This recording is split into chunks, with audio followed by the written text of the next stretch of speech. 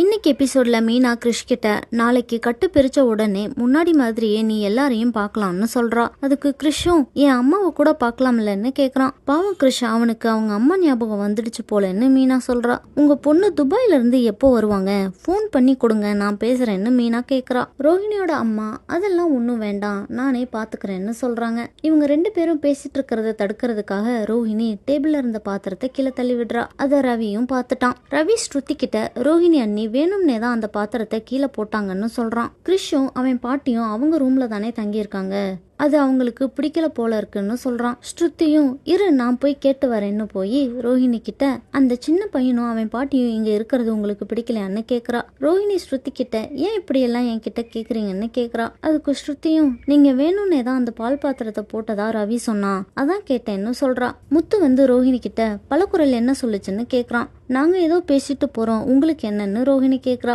கோயிலுக்கு போன அண்ணாமலையும் விஜயாவும் வீட்டுக்கு வராங்க. அண்ணாமலை விஜயாவை வீட்டுல விட்டுட்டு நான் பரசுவை பாத்துட்டு வரேன்னு போறாரு. விஜயா வீட்டுக்கு வந்த உடனே இன்னும் இதுங்க எல்லாம் போகலையான்னு ரோஹிணி கிட்ட கோவப்படுறாங்க. அவன் உட்கார்ந்து இருக்கிறது என்னோட சேர், அதுல இது வரைக்கும் என்ன தவிர வேற யாருமே உட்கார்ந்தது இல்லைன்னு சொல்லிட்டு டே எந்திரிடான்னு கிறிஷ் கிட்ட கத்திட்டு இருக்காங்க. கிறிஷோட பாட்டி கிட்ட என்னங்க இவனை இப்படி வளர்த்து வச்சிருக்கீங்க, என் சேர்ல உட்கார்ந்து ஆடிட்டு இருக்கான்னு சொல்றாங்க. மீனா வந்ததும் அவகிட்டையும் கத்துறாங்க. மீனா ஏன் இந்த குழந்தைய இப்படி எல்லாம் பேசுறீங்க, இந்த குழந்தைய பெத்த அம்மா மட்டும் இங்க இருந்திருந்தாங்கன்னா நீங்க பேசினதுக்கு உங்களை சும்மாவே விட்டுருக்க மாட்டாங்கன்னு சொல்றா. விஜயா ரோஹிணி கிட்ட நீ ஏன் அவங்க கிட்ட பேசி நாளைக்கு வெளியே அனுப்ப பாருன்னு சொல்றாங்க. முத்து மீனா கிட்ட கிறிஷும் அவன் பாட்டியும் வந்ததுல இருந்து இந்த பார்லர் அம்மாவோட நடவடிக்கையே சரியில்லைன்னு சொல்றான். கிறிஷ் கிட்ட பாசமா நடந்துக்குது, அவனுக்கு சாப்பாடு ஊட்டி விடுதுன்னு சொல்றான். பார்லர் அம்மாவுக்கு அம்மா ஆகணும்னு ஆசை வந்துடுச்சு போல, அதனாலதான் இப்படி எல்லாம் நடந்துக்குதுன்னு முத்து சொல்றான். சீக்கிரமே வீட்டுக்குள்ள ஒரு குழந்தை சத்தம் கேட்க போகுதுன்னு முத்து சொல்றான். மனோஜும் அதை கேட்டு பல்ல காட்டிட்டு நின்னுட்டு இருக்கான். நீ ஓகே சொன்னா குழந்தை பெத்துக்கலாம்னு ரோஹிணி கிட்ட கேக்குறான்.